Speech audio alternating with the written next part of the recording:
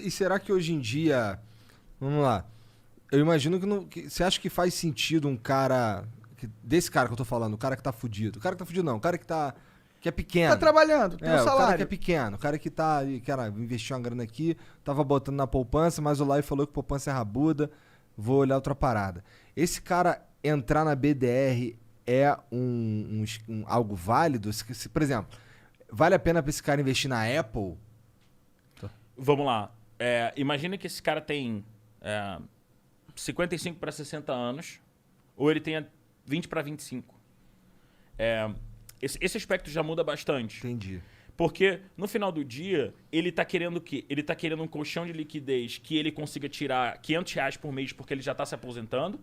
Ou ele tá pegando e colocando R$ 1.000 por mês para dar R$ 500 por mês lá na frente para ele? Então, o pensamento aqui é... BDR, para mim, vale para praticamente toda a carteira. Agora, se a pessoa não tem aquele mínimo da reserva de emergência, não vale para ele. Porque o dia que ele investir tudo em Apple, vamos supor que eu peguei todos os meus R$ 15.000 que eu guardei a minha vida inteira e botei na Apple. Imagina que o resultado da Apple não saiu tão bom no trimestre. A Apple caiu 13%. Agora, esse cara ele tem uma grana a menos. Ele perdeu aí R$ 1.800. E ele pensou assim, pô, esses R$ 1.800, cara, são 2 meses do custo da minha vida. Então, como é que ele vai lidar emocionalmente com esse processo? Do pior jeito possível. Então você tem que ter uma base. E a base tem que ser criada com algum dinheiro que eu te falei, que te dê a segurança de que você tem acesso a ele. Você pode dar uma merda que você tá lá, entendeu? Você tem um negócio ganha pra você pegar. dividendo no BDR? Você ganha dividendo no BDR. Sim, assim, as ações, elas não vão emitir os dividendos diretamente aqui, mas os dividendos que são pagos lá nas empresas, né, são o valor gerado da empresa. Então, no final do dia, de alguma forma, esse ganho chega aqui para você. Entendi. Tá, mas esse lance que tu falou é meio que entra na regra de tu ser esperto quando tu vai investir, caralho. Que é tipo, não vou investir tudo no mesmo lugar. Perfeito, mas se você diversificar, vamos supor que você entrou em Amazon, Apple, aí vamos colocar uma petrolífera americana, você diversificou. Mas o mercado caiu, mas o Biden teve algum problema, mas a Covid teve uma terceira onda e as vacinas não funcionaram tão bem. Todas essas situações, elas podem te oferecer riscos. Claro. E você tem que estar aberto a falar assim, cara, eu vou aguentar esse risco. Eu vou segurar ele aqui, porque eu acho que daqui a 2, 5 anos, cara, o negócio vai virar. Se você não tiver essa capacidade de ter essa frieza e falar assim, cara, isso não é um problema da empresa, isso é um problema do mercado, da economia atual, mas as coisas vão melhorar. E se você olhar a tendência de uma bolsa como a americana, você olha que ela começou aqui, ela veio para cá, ela caiu, ela voltou, ela veio para cá, mas ela tá sempre, ó, em progressão. então, a ela longo tá sempre prazo, em ela projeção. Para subiu. quem tá lá dentro e para quem tá segurando e para quem tá sendo paciente fazendo as escolhas corretas, Tá sempre é essa ganhando. pessoa que tá ganhando. Quais são os mercados que dá pra gente investir por meio da BDR?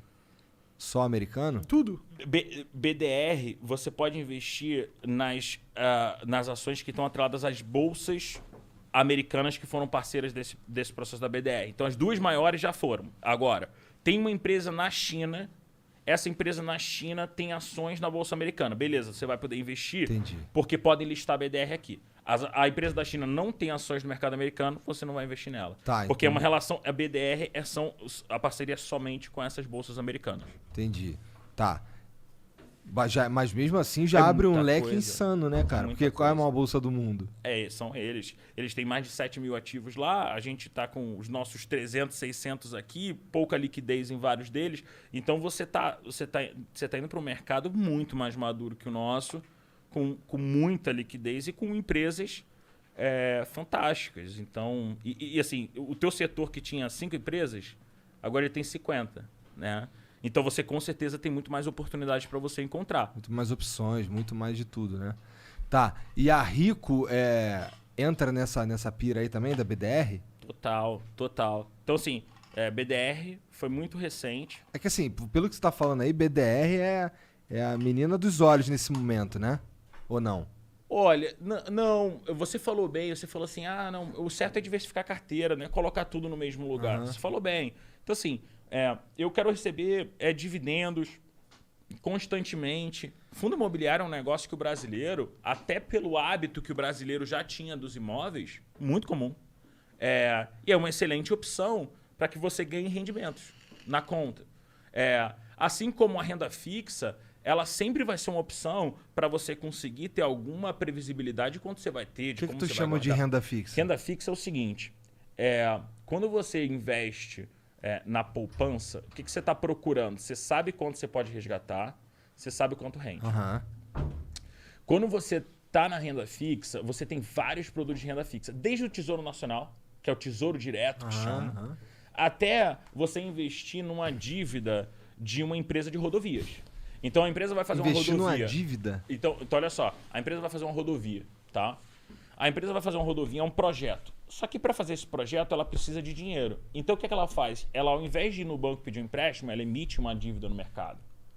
Investidores podem falar, olha, essa empresa de rodovia é uma empresa confiável, vai fazer uma rodovia aqui, cara, Vou ajudar a vai bancar. passar muita gente, eu vou ajudar a bancar.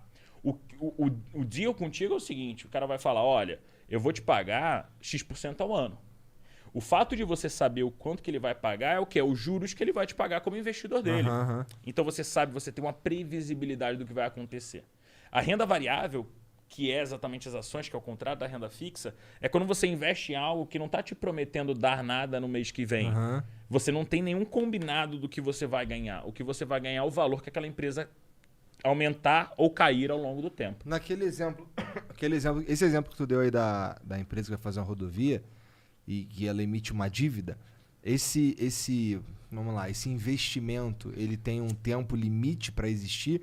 Por exemplo, é como se fosse, beleza, vou entrar vou ajudar a financiar essa rodovia aí. Quando ela ficar pronta, esse meu dinheiro volta para mim? Como é que é? Eu continuo lá? Ele vai falar o seguinte, ele vai falar, olha, eu vou te pagar isso aqui em 2024. Cara, desculpa as perguntas idiota, moro? Eu não manjo nada. Não, é ótimo, porque não só a gente está discutindo aqui, como, cara, quem está ouvindo está aprendendo sobre coisas que, assim, que não estão em todo o papo de bar, né? Mas também devem ter perguntas idiotas. Né? Tá, então. Cara, essa é a ideia da parada. Né? Quando você olha para o desafio assim, de renda fixa, essa empresa vai te pagar tipo 6% ao ano e ela vai te falar, olha, mas você tem que ficar com esse ativo até 2023, que é quando acaba a rodovia. Então ela tem um prazo para te pagar de volta. O que acontece no meio desse prazo é que ela vai falando assim, ó, toma meus juros 1. De 6 em 6 meses, toma meus juros 2. Toma meus juros 3. Aí no final, lá em 2023, ela fala, toma tudo que tu investiu, mais o último juros. Entendi. E você esse ganhou meio tudo que tu investiu, mais todos aqueles juros que se acumularam ao longo do tempo que você combinou lá com a empresa de rodovia, que paga muito mais do que um banco grande para você investir num CDB do banco grande e que paga mais do que você investir no Tesouro Nacional, que é o mais seguro de todos. Então, Para a teoricamente. empresa é menos que se ela fosse pegar um empréstimo no banco. Exatamente. E o mercado de capitais é isso. É você conseguir criar esse círculo e você não depende de nenhum intermediário como o banco para dizer, olha, toma o seu dinheiro. Não, você vai lá nas pessoas e fala, cara, olha, eu tenho um projeto, eu quero que as pessoas consigam participar. Essa é uma debenture. O Flow pode fazer isso? É, isso que eu ia te perguntar. Isso daí é algo que a gente consegue fazer ou tem que ser enorme? Vamos lá. Por exemplo, quero comprar uma casa e botar nessa casa 6 estúdios. Para isso eu preciso de 2 milhões e meio de reais. 2,5. Excelente pergunta. Quando você vai em níveis mais baixos, o que acontece? Para você construir um negócio como esse, você tem todo um processo caro. Porque você vai precisar de alguém para emitir um título disso, para conseguir negociar esse título, para você conseguir comprovar a grana, o flow, para você conseguir montar aquele produto de fato. Porque se, por exemplo, se vocês... imagina que vocês não têm crédito nenhum na rua e vocês estão lá querendo montar alimento. É óbvio que na hora de montar, o cara vai falar, cara, para alguém investir em vocês, você tem que ter 80% ao ano. Agora, se vocês forem uma empresa fazendo muito dinheiro, muita assertividade no que faz, etc., de boa administração, o cara vai falar, tu precisa pagar 3%. Então, o processo de construir é caro. E aí você tem os níveis menores de investimento. Por exemplo, crowdfunding. O propósito, o crowdfunding é de equity, né? Só que você tem aquele crowdfunding de projetos também. Então você pode ter um crowdfunding que é o seguinte: você compra 1% da minha empresa aqui, early stage, e eu pego dinheiro com você, né? Ou você pode falar assim, não, cara, o Flow vai fazer um projeto para abrir o Flow Argentina. E aí alguém pode falar o seguinte, cara, vamos fazer uma vaquinha aqui, mas você vai me pagar uma grana aqui quando vocês se darem bem lá.